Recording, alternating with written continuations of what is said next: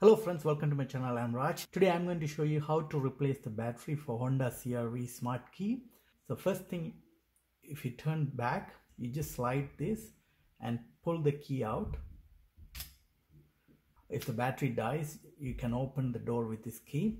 So you just take this out and then you have to open this up. You can open by fingers, but sometimes it's a little bit challenging.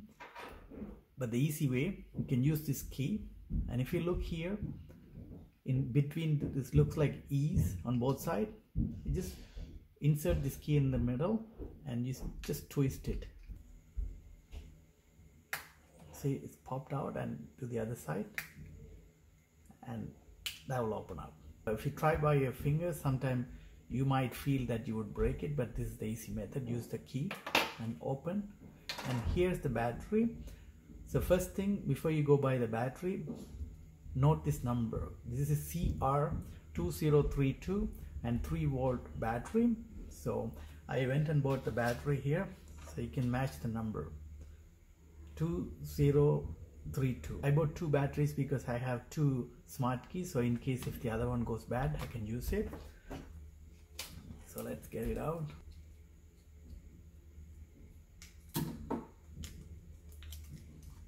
So this is a new battery. You can see it's the same number. You can take this out by your finger, but if it's hard, you can use any kind of tools to just slide it in, and see, it comes out easy. So that's the old battery. Now I'm going to replace with a new one. That's it. So you just make sure it's went all the way in, and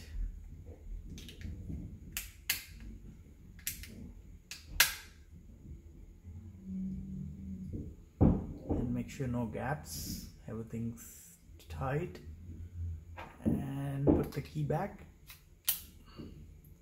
and there you go. Now you have the new battery. I'm gonna save this for the other key in case if that dies, then I can change it.